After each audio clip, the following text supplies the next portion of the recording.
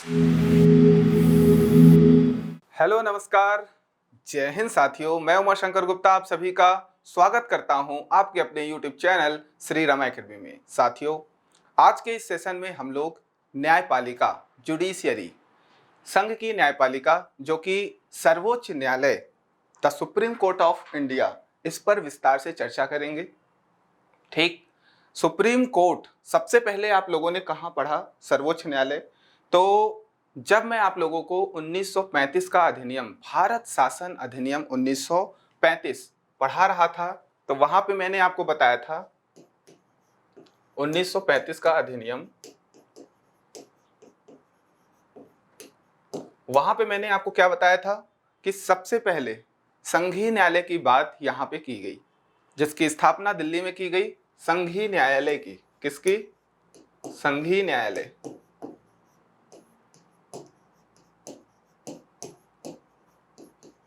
तो इसकी स्थापना कहां की गई? दिल्ली में।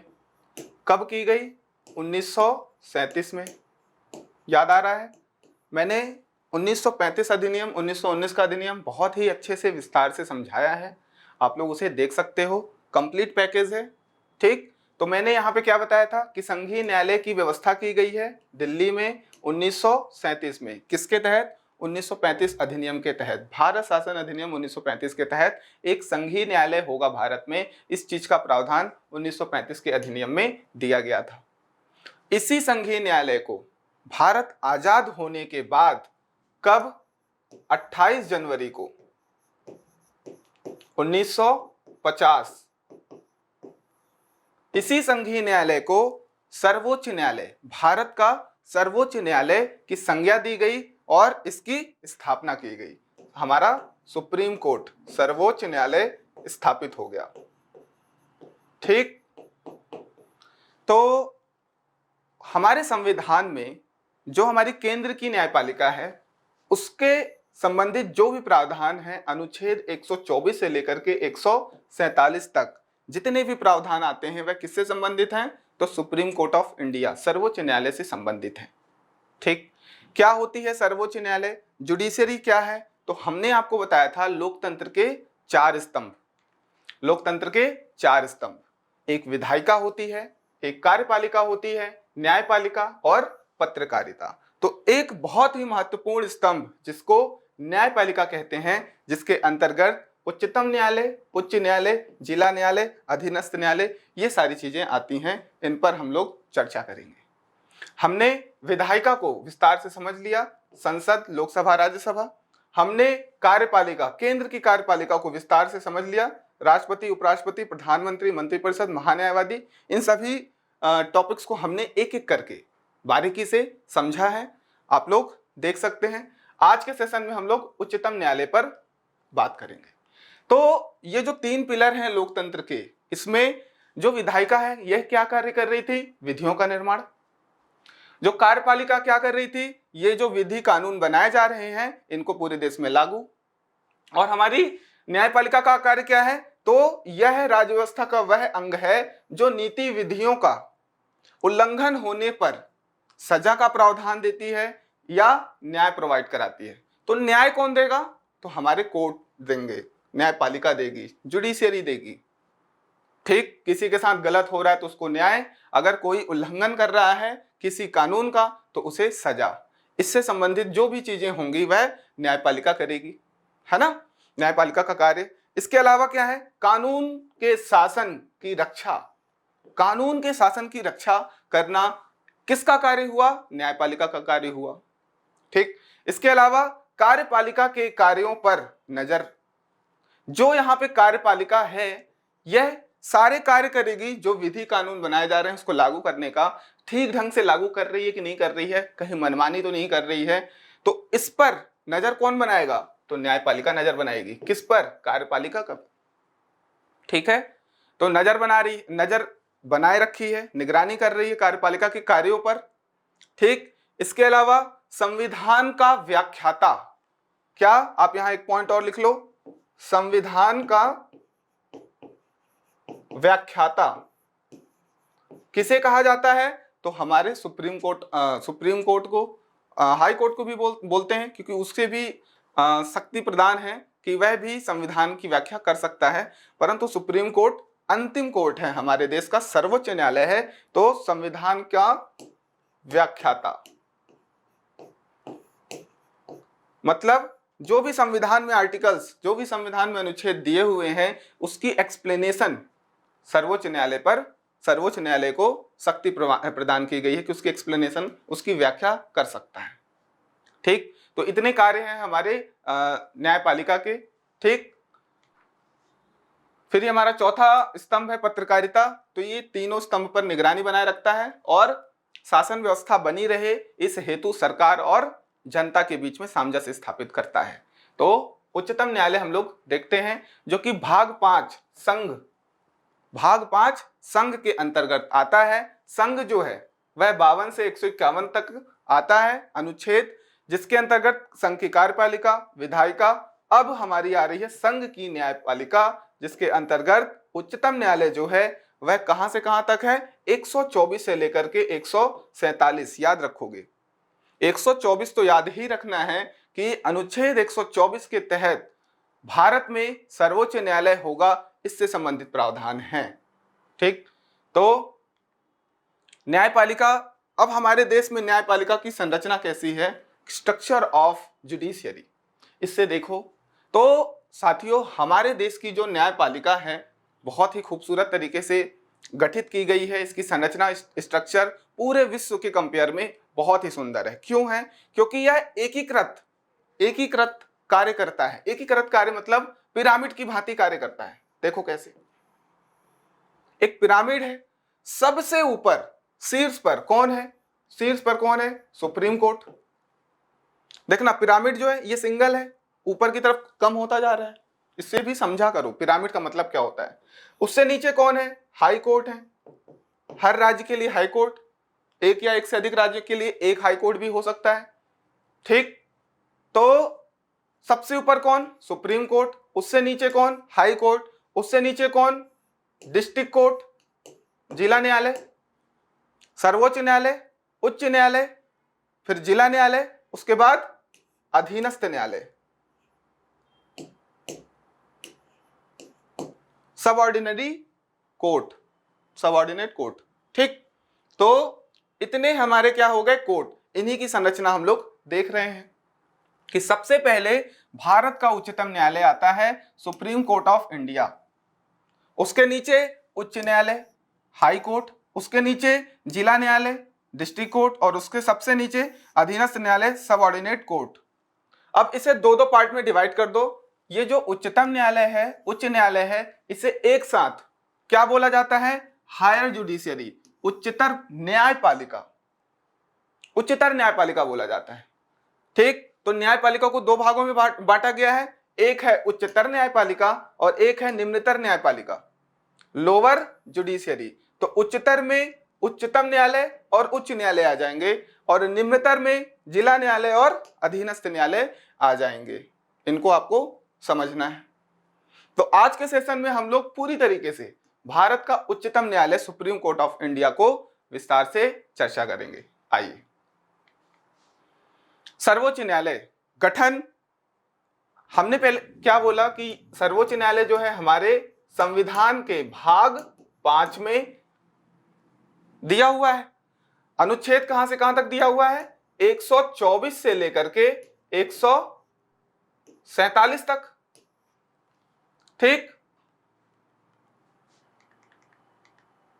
तो गठन हमारे सुप्रीम कोर्ट का अनुच्छेद 124 के तहत गठन हो रहा है, आपको याद रखना है। ठीक, जब हमारा मूल संविधान बनाया गया था तो उसमें जो सदस्यों की संख्या है, मतलब न्यायाधीशों की संख्या कितनी बनाई गई थी? तो एक मुख्य न्यायाधीश होगा और 7 अन्य न्यायाधीश होंगे। ये हमारे मूल संविधान में दिया था।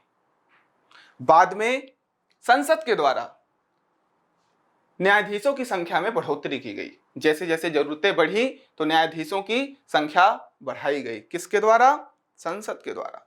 तो आज प्रेजेंट में कितने न्यायाधीश हैं, ये चीज पूछा जा सकता है। एक मुख्य न्यायाधीश है और अन्य कितने हैं? 33 न्यायाधीश हैं। अगर आपसे पूछे कुल न्यायाधीशों की संख्या तो 34 बोलोगे। अगर बोले क्वेश्चन आपको बनाए स्टेटमेंट के फॉर्म में कि एक मुख्य न्यायाधीश के अलावा कितने न्यायाधीश हैं, तो आप बोलोगे 33 न्यायाधीश हैं। कुल पूछेगा तो 34 न्यायाधीश हैं। अगर बोले एक मुख्य न्यायाधीश के अलावा तो 33 न्यायाधीश हैं। इस पर आप ध्यान रखोगे। तो जो गठन की बात है वह किस अनुच्छेद में है, तो अनुच्छेद 124 124 के तहत। ठीक, अब हम लोग बात करते हैं एलिजिबिलिटी की। क्या योग्यता होनी चाहिए सुप्रीम कोर्ट के न्यायाधीश बनने हेतु। ठीक है, हम लोग हर टॉपिक में एलिजिबिलिटी देख रहे थे, तो यहां पे भी देखेंगे। सबसे पहला वह भारत का नागरिक हो, कोई डाउट नहीं है। दूसरा बहुत इंपॉर्टेंट है, इससे मैंने आप लोगों को एक बार बताया था, फिर से देखो कि सुप्रीम कोर्ट का न्यायाधीश होने के लिए उसे उच्च न्यायालय में लगातार 5 वर्ष तक कार्य किया होना चाहिए, कम से कम। उच्च न्यायालय में कम से कम 5 वर्ष न्यायाधीश हो, एज अ जज कार्य किया हो, एज अ जज। ठीक है, इसके अलावा अगर मान लेते हैं कि वह 5 वर्ष या 5 वर्ष से ज्यादा हाई कोर्ट में जज न्यायाधीश नहीं है, तो क्या होना चाहिए, वह 10 वर्ष तक लगातार उच्च न्यायालयों में, किसमें, एक या एक से अधिक उच्च न्यायालय में क्या हो, अधिवक्ता हो। यहां पे आप लोग ऐड कर लो एडवोकेट, वकील, वकील हो। मतलब सर 5 साल तक, 5 या 5 से ज्यादा उसे हाई कोर्ट का न्यायाधीश होना चाहिए। ये योग्यता मांगता है सुप्रीम कोर्ट के न्यायाधीश पद हेतु। अगर ये योग्यता नहीं है तो 10 वर्ष तक एज अ वकील, एज अ एडवोकेट वह हाई कोर्ट में प्रैक्टिस किया हो। एक या एक से अधिक हाई कोर्ट में भी किया हो सकता है, ऐसा नहीं है कि एक ही हाई कोर्ट में। इन दोनों कैटेगरी को अगर मान लेते हैं वह फुलफिल नहीं करता है, तो तीसरा कैटेगरी भी है, अगर राष्ट्रपति की राय से वह पारंगत विधिवेत्ता है। राष्ट्रपति अगर बोलते हैं कि वह पारंगत विधिवेत्ता है, तो भी उसे सुप्रीम कोर्ट का न्यायाधीश बनाया जा सकता है। तो 3 कंडीशन है यहाँ पे। पहला, 5 वर्ष कम से कम वह हाई कोर्ट का न्यायाधीश होना चाहिए, या फिर 10 वर्ष तक वह एज अ वकील कार्य किया हुआ होना चाहिए हाई कोर्ट में, या फिर राष्ट्रपति उसे पारंगत विधिवेत्ता घोषित कर दें, तो हम बोल सकते हैं कि वह सुप्रीम कोर्ट के न्यायाधीश पद हेतु योग्य है। ठीक, तो ये हो गई योग्यता, गठन। आगे देखते हैं न्यायाधीशों की नियुक्ति, अपॉइंटमेंट। तो अपॉइंटमेंट से रिलेटेड जो भी प्रावधान है हमारे संविधान में, तो अनुच्छेद 124 2 के तहत, अभी देखो 124 ही चल रहा है, यहां 124 है गठन, अब यहां नियुक्ति भी 124 के उपबंधों के अंतर्गत आएगा।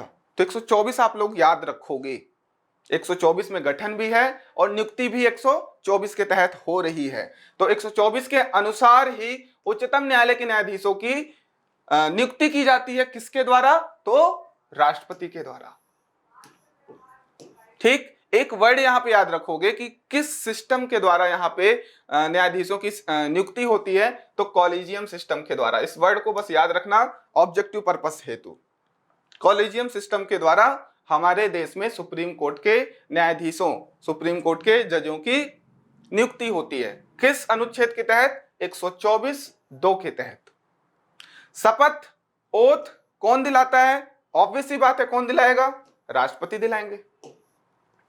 उच्चतम न्यायालय के न्यायाधीशों को राष्ट्रपति उनके पद की शपथ दिलाते हैं। 124 2 के तहत उनकी नियुक्ति हुई है। 124 6 के तहत, 124 के उपबंध नंबर 6 सब आर्टिकल बोलते हैं। ठीक, तो 124 सब आर्टिकल 6 के तहत उच्चतम न्यायालय के न्यायाधीशों को शपथ दिलाने का कार्य राष्ट्रपति करते हैं। ऐसा प्रावधान हमारे संविधान में दिया हुआ है। अगला, कार्यकाल पद रिक्ति, क्या टेन्योर होना चाहिए और वैकेंसी उनकी कैसे होगी। ठीक, तो 124 2 के तहत अगेन, ठीक, 124 में क्या दिया हुआ है? कार्यकाल दिया हुआ है। तो कितना कार्यकाल होना चाहिए किसी सुप्रीम कोर्ट के जज की? तो अधिकतम उनका जो रिटायरमेंट टाइम है वह है 65 वर्ष। कितना? उनका आयु 65 वर्ष पूरी होने पर वह रिटायर हो जाएगा। ठीक, कितनी? 65 ईयर। ठीक है, ये हो गया उसका कार्यकाल। अब बात करते हैं कि किन तरीकों से उसकी पद रिक्ति होगी। तो पहला तरीका है त्याग पत्र। तो क्वेश्चन पूछ सकता है कि सुप्रीम कोर्ट के जो न्यायाधीश हैं वह अपना त्याग पत्र किसे देंगे? तो आप बोलोगे किसे देंगे? राष्ट्रपति को, जो शपथ दिला रहा है। ठीक, उसके अलावा अगर उसकी आकस्मिक मृत्यु हो जाती है तो पद रिक्त हो जाएगा। इसके अलावा संसद द्वारा पारित समावेदन पर राष्ट्रपति द्वारा अनुच्छेद 124 4 के तहत, बहुत इंपॉर्टेंट, इसे थोड़ा सा आप समझिए कि उच्चतम न्यायालय के न्यायाधीश को संसद में बिल ला करके पारित करा करके भी उसे अपने पद से हटाया जा सकता है। दो कारण हैं, या तो कारण समझ लो पहले, कदाचार, उस पर कदाचार का लगा होना चाहिए। दूसरा, अयोग्य हो जाए, असमर्थ हो जाए, असमर्थता।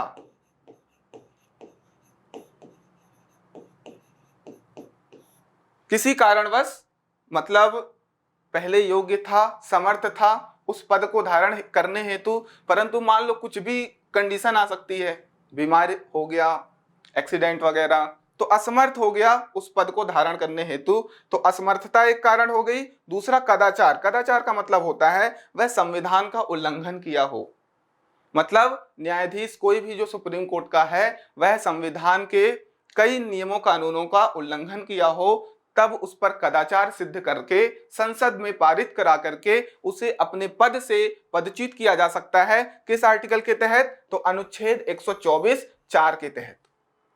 सर संसद में कैसे पास कराएंगे? संसद में 2/3 बहुमत पारित करा के, 2/3 बहुमत पारित करा के ये संसद में पारित होगा।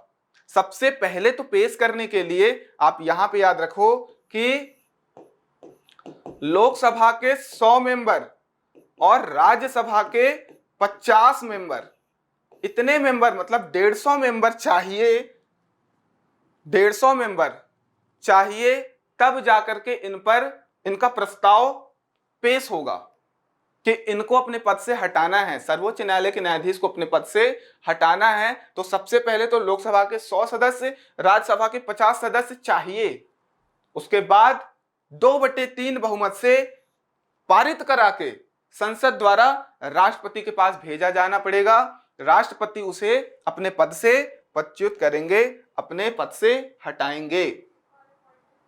क्या इतनी बात क्लियर है? ये थर्ड पॉइंट बहुत इंपॉर्टेंट है। संसद द्वारा समावेदन पारित करके राष्ट्रपति के द्वारा अनुच्छेद 124 4 के तहत किसी न्यायाधीश, उच्चतम न्यायालय के न्यायाधीश को अपने पद से हटाया जा सकता है। इसे आप लोग ध्यान रखोगे। ठीक, एक बार और रिमाइंड करके देख लेना। ठीक, आगे बढ़ते हैं। अपॉइंटमेंट ऑफ एक्टिंग सीजेआई, क्या मतलब है इनका? कार्यकारी मुख्य न्यायाधीश की नियुक्ति। साथियों, जितने भी न्यायाधीश हैं, चाहे वह मुख्य न्यायाधीश हो, नियुक्ति हम लोग यहां पे पढ़ चुके हैं। सबसे पहले ये गठन की बात किया, गठन के बाद जो योग्यता है, उसके बाद नियुक्ति की बात की हमने। तो यहां 124(2) के तहत सभी न्यायाधीशों की नियुक्ति हो चुकी है, चाहे वो मुख्य न्यायाधीश हो, चाहे वो अन्य न्यायाधीश हो। 124(2) के तहत न्यायाधीशों की नियुक्ति होती है। कौन करता है? तो राष्ट्रपति करते हैं। ठीक, यहां पे क्या दिया हुआ है? यहां पे दिया हुआ है कार्यकारी मुख्य न्यायाधीश। इस वर्ड को ध्यान रखोगे, पता चले वहां कार्यकारी मुख्य न्यायाधीश आया तो आप समझोगे कि ये सर मुख्य न्यायाधीश ही है, सीजेआई है, चीफ जस्टिस ऑफ इंडिया है। तो यहां पे देखो एक्टिंग वर्ड है, acting CJI, acting chief justice of India, मतलब कार्यकारी है, मतलब कुछ समय हेतु आया है। मतलब अगर हमारे सुप्रीम कोर्ट के मुख्य न्यायाधीश की पद रिक्त हो जाती है किसी कारणवश से, तो उस समय को पूर्ति करने के लिए एक कार्यकारी मुख्य न्यायाधीश की नियुक्ति की जाती है। तो इससे संबंधित प्रावधान किस आर्टिकल में दिया है? तो अनुच्छेद 126 में दिया है। अनुच्छेद 126 आर्टिकल 126 के तहत एक कार्यकारी मुख्य न्यायाधीश, acting chief justice of India का नियुक्ति किया जाएगा 126 आर्टिकल के तहत। ठीक, इसके अनुसार क्या हो रहा है? देखो, मुख्य न्यायाधीश का पद किसी भी कारणवश रिक्त हो जाए तो राष्ट्रपति, कौन? राष्ट्रपति उच्चतम न्यायालय के न्यायाधीशों में से, जितने अन्य न्यायाधीश हैं उन्हीं में से किसी एक न्यायाधीश को कार्यकारी मुख्य न्यायाधीश नियुक्त कर देगा। ठीक, नियुक्त कर सकता है। किस आर्टिकल के तहत? 126। अब बात आती है एडहॉक जज, किसकी? तदर्थ न्यायाधीशों की नियुक्ति। क्या होता है इसका मतलब? अब यहां पे कुछ समय के लिए साथियों, जो न्यायाधीशों का कार्यकाल मैंने बताया वह कितना बताया? 65 वर्ष उनकी आयु हो जाए तब तक वह अपने कार्य पर कार्यरत रहेंगे, उसके बाद रिटायर होंगे। यहां पे जो तदर्थ न्यायाधीशों की नियुक्ति हो रही है वह परमानेंट नहीं है, ये परमानेंट है। स्थायी न्यायाधीश ये परमानेंट नहीं है। तदर्थ न्यायाधीश का मतलब होता है कुछ समय के लिए कुछ न्यायाधीशों की नियुक्ति क्यों की जाती है?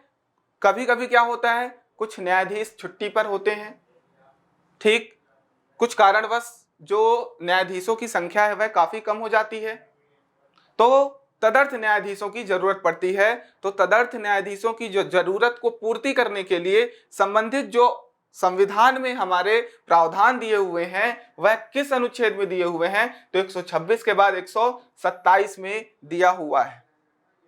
ठीक, क्या दिया हुआ है कि अगर गणपूर्ति ना हो, अगर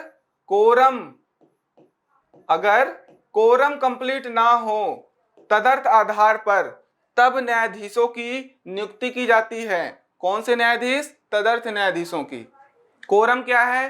कोरम यहां पे न्यायाधीशों की संख्या कम होने से बात कर रहा है कि किसी मुकदमे को चलाना है, कोरम व्यवस्था कंप्लीट नहीं है, न्यायाधीशों की संख्या कम है, तो उन न्यायाधीशों की संख्या को पूर्ति हेतु हमने तदर्थ न्यायाधीशों की नियुक्ति करनी पड़ेगी। तो किस आर्टिकल के तहत करनी पड़ेगी? अनुच्छेद 127 के तहत। ध्यान रखोगे, एडहॉक जज, ये एडहॉक जज है और ये क्या है? कार्यकारी मुख्य न्यायाधीश हैं। मतलब यहां पे अलग से न्यायाधीशों को लाया जा रहा है, हाई कोर्ट में से लेकर के आएंगे जो सर्वोच्च न्यायालय की योग्यता रखते होंगे। यहां पे सुप्रीम कोर्ट में ही जो न्यायाधीश हैं उन्हीं में से किसी एक न्यायाधीश को मुख्य न्यायाधीश का कार्य दिया जाएगा जब मुख्य न्यायाधीश का पद रिक्त होगा। तो ये चीज अलग है, ये चीज अलग है, ये 126 के तहत, ये 127 के तहत। तो तदर्थ न्यायाधीशों की नियुक्ति की कुछ शर्तें हैं, प्रश्न पूछा जा सकता है, तो इन शर्तों को ध्यान रखोगे। पहला शर्त है कि मुख्य न्यायाधीश राष्ट्रपति की पूर्व सहमति, मतलब यहां पे जो न्यायाधीशों को नियुक्त कर रहा है, कौन कर रहा है, किसको जरूरत पड़ रही है, तो किसको पता रहेगा? वहां का जो मुख्य न्यायाधीश होगा सुप्रीम कोर्ट का, उसे पता होगा। ठीक, तो मुख्य न्यायाधीश क्या कर रहा है? राष्ट्रपति से पूर्व में ही सहमति ले रहा है कि मुझे कुछ न्यायाधीशों को अपॉइंट करना है, नियुक्त करना है, मुझे जरूरत है, तो राष्ट्रपति सहमति दे देंगे। उसके बाद वह जिस हाई कोर्ट से न्यायाधीश को बुलाएंगे तो उस संबंधित उच्च न्यायालय के मुख्य न्यायाधीश से परामर्श करेगा कि मुझे न्यायाधीश चाहिए, तो आप हमें कुछ न्यायाधीश दीजिए। तो उनसे परामर्श कर रहा है और पूर्व में राष्ट्रपति से कर रहा है, ये पहली कंडीशन है। ठीक, ये क्वेश्चंस जो आजकल स्टेटमेंट वाले आते हैं उसमें पूछा जा सकता है। ठीक है, तो इन दोनों से सहमति लेने के बाद तदर्थ न्यायाधीश की नियुक्ति की जाएगी। ठीक, इसके अलावा एक और पॉइंट, उच्च न्यायालय में उस न्यायाधीश को तदर्थ न्यायाधीश बनाया जा सकता है जो सर्वोच्च न्यायालय का योग्यता रखता हो। ये तो मैंने पहले ही बताया कि उसी न्यायाधीश को, उच्च न्यायालय के उसी न्यायाधीश को सर्वोच्च न्यायालय का न्यायाधीश नियुक्त किया जा सकता है जिसकी योग्यता होगी सर्वोच्च न्यायालय के न्यायाधीश बनने की। और मैंने अभी योग्यता में बताया कि क्या योग्यता होनी चाहिए कि कम से कम 5 वर्ष एज अ जज, मुख्य न्यायाधीश या न्यायाधीश बना हो। 5 वर्ष कहां? हाई कोर्ट में, या फिर 10 वर्षों तक एज अ वकील हाई कोर्ट में प्रैक्टिस किया हो, कार्य किया हो, या फिर राष्ट्रपति उसे पारंगत विधिवेत्ता घोषित किए हो। ये 3 कंडीशन मैंने बताई है, ये स्टेटमेंट में आ सकता है। ठीक, तो ये आप लोग शर्तें याद रखो, कार्यकारी मुख्य न्यायाधीश और तदर्थ न्यायाधीशों की नियुक्ति। सेवानिवृत्त न्यायाधीश, रिटायर्ड जज। अब ये रिटायर कब हो रहे हैं जज? 65 ईयर के बाद, 65 वर्ष की उम्र पूरी करने के बाद वो क्या हो रहे हैं? रिटायर हो रहे हैं। कभी कभी ऐसी कंडीशन आती है कि कुछ न्यायाधीश इतना अच्छा काम किए होते हैं कि उनकी कमी कभी खलती है। ठीक, तो अगर सुप्रीम कोर्ट में न्यायाधीशों की कमी पड़ रही है, कई बार केसेस काफी ज्यादा आते हैं। ठीक, तो अभी भी आप देखोगे प्रेजेंट में हमारे देश में जो पेंडिंग केसेस हैं वह लगभग 3 से 4 करोड़ से ज्यादा हैं।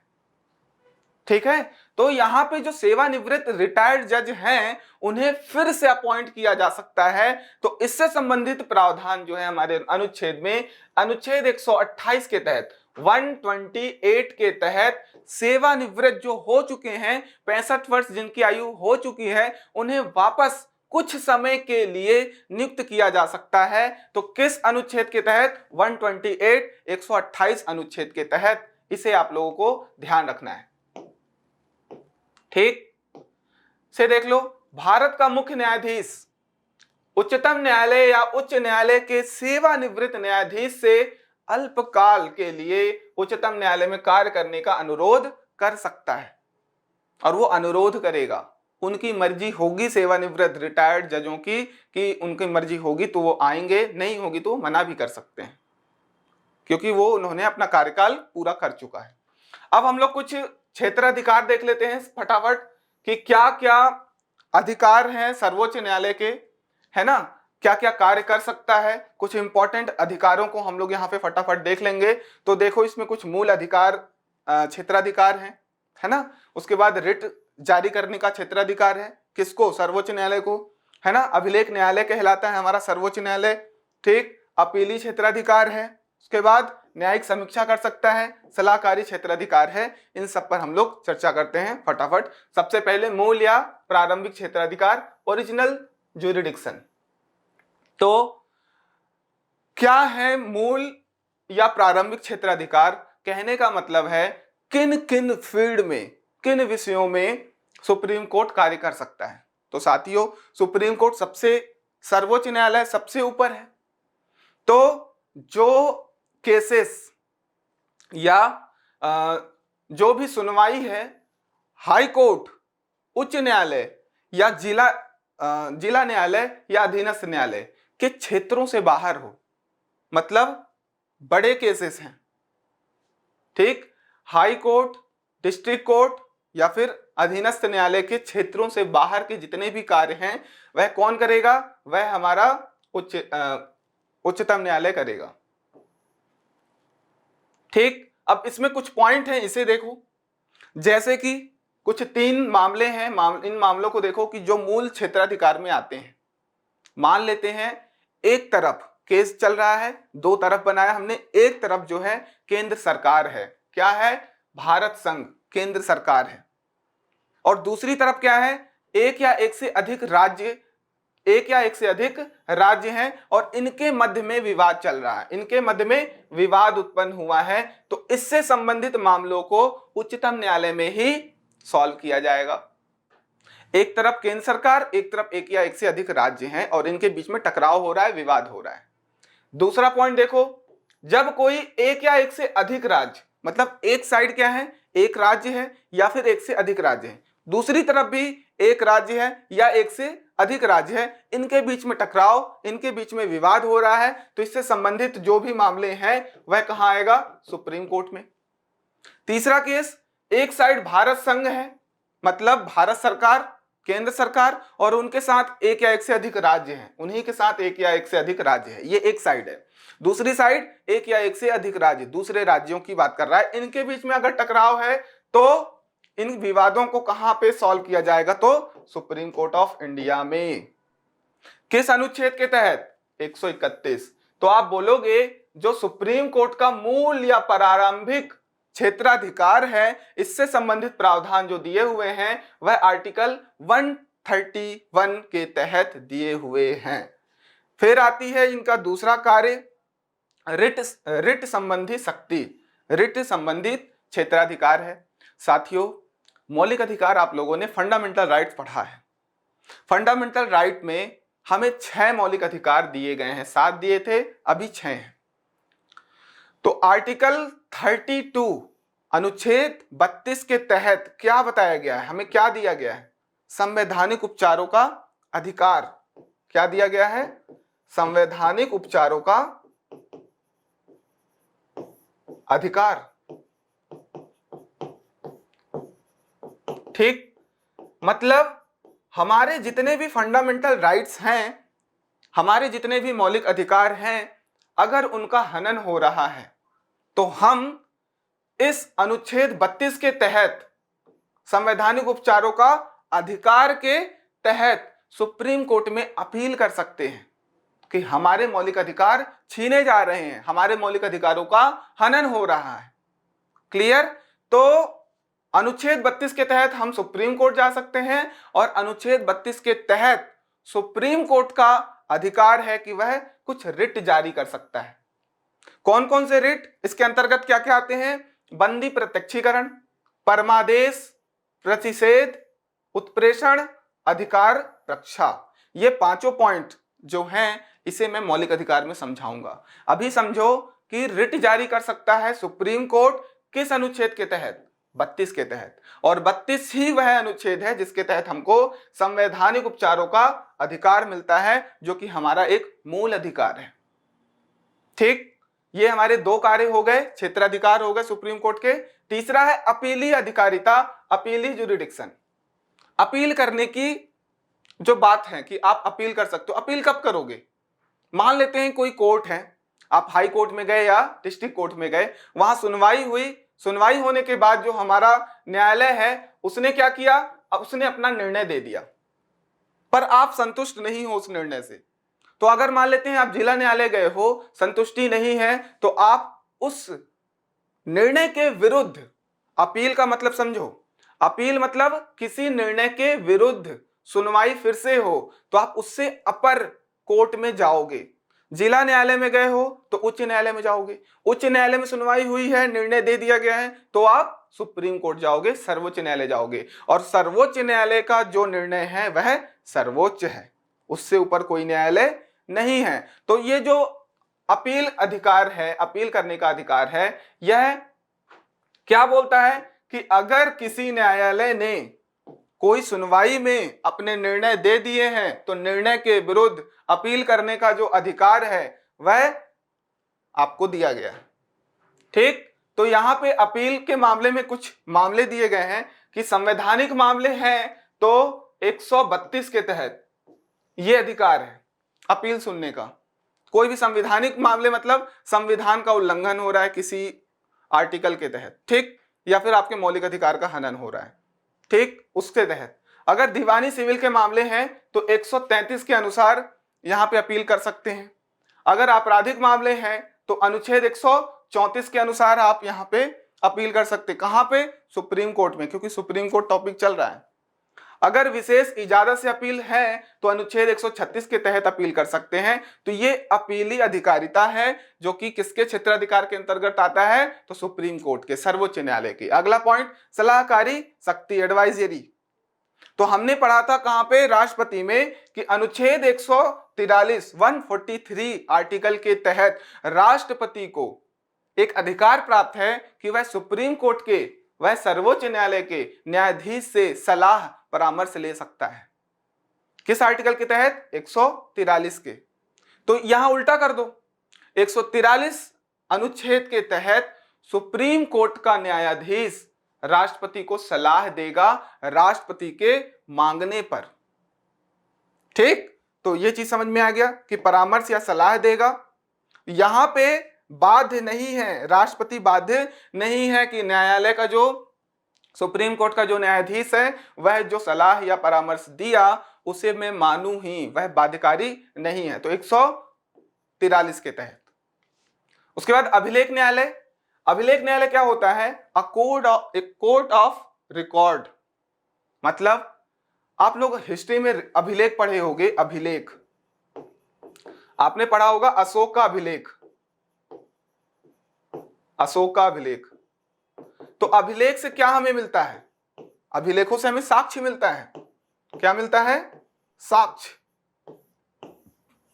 तो हम कह सकते हैं कि जो हमारा सुप्रीम कोर्ट है वह आर्टिकल 129 के तहत, अनुच्छेद 129 के तहत एक अभिलेख न्यायालय है। मतलब यहां पे जो भी सुनवाई हो रही है उसकी प्रॉपर वीडियोग्राफी, रिकॉर्डिंग हो रही है, उसको रिकॉर्ड किया जा रहा है साक्ष्य के रूप में, बाद में देखा जा सके, बाद में पुनर्विलोकन किया जा सके, समीक्षा किया जा सके।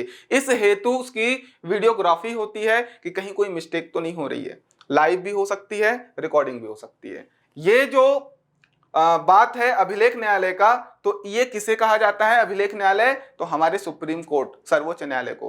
किस आर्टिकल के तहत? 129 आर्टिकल के तहत। उसके बाद न्यायिक समीक्षा का अधिकार, power of judicial review, power of judicial review, अनुच्छेद 137 के तहत हमारे सर्वोच्च न्यायालय को अधिकार है कि वह अपने दिए हुए निर्णय की समीक्षा कर सकता है। जो भी केस आए हैं, जो भी सुनवाई हुई है, उससे संबंधित जो भी निर्णय हमारे सुप्रीम कोर्ट ने दिया है उसे वह वापस समीक्षा कर सकता है, पुनर्विलोकन कर सकता है।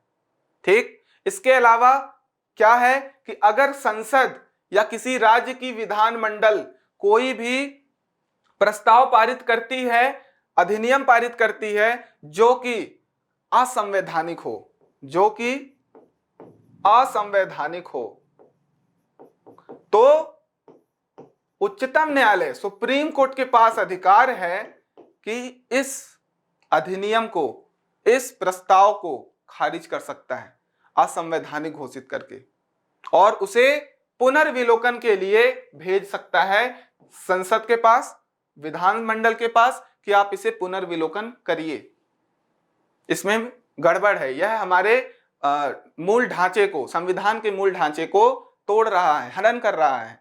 तो असंवैधानिकता घोषित करके सुप्रीम कोर्ट के पास यह अधिकार है 137 के तहत कि न्यायिक समीक्षा कर सकता है, वह पुनर्विलोकन हेतु उस अधिनियम को, उस कानून को जो संसद में पारित किया गया है या विधानमंडल में, उसे वह भेज सकता है वापस कि आप इस पर पुनर्विलोकन कीजिए, इस पर फिर से विचार करिए, फिर भेजिए। ठीक, तो इतनी बड़ी पावर है हमारे पास सुप्रीम कोर्ट के पास। ठीक है, तो इतने कार्य थे। यह हमारा सुप्रीम कोर्ट था जो कि बहुत ही खूबसूरत स्ट्रक्चर के फॉर्म में बना हुआ है। ठीक, तो आज के सेशन में यहीं तक रखते हैं। हमारा टेलीग्राम ग्रुप है श्री रमा एकेडमी, जुड़ जाइए। ठीक, तो सुप्रीम कोर्ट यहाँ पे खत्म होता है। ठीक, जब हम लोग राज्य की विधायिका, कार्यपालिका, न्यायपालिका पढ़ेंगे तो वहां पे कंटिन्यू फिर से हम लोग यूनिट 5 जो है उसमें सारी चीजें कवर करेंगे। केंद्र के जितनी भी विधायिका से संबंधित, कार्यपालिका से संबंधित, न्यायपालिका से संबंधित जो भी टॉपिक्स थे एग्जाम पॉइंट ऑफ व्यू से इंपॉर्टेंट जो भी थे वह मैंने कवर करा दिया है, आप लोग पूरा देख सकते हैं। ठीक, अब क्या क्या बच रहा है? अब बच रहा है मौलिक अधिकार, नीति निर्देशकता, तो उन्हें भी कंप्लीट करा देंगे। ठीक, और संशोधन वगैरह। तो आप लोग अपना ख्याल रखिए, खूब मन लगा करके पढ़ाई करिए। ठीक, अपने खाने में दही छाछ वगैरह आई होप आप लोगों ने ऐड किया होगा मेरे कहने पे, समझदार बच्चे हैं तो आप लोग प्यार बनाए रखिए। धन्यवाद।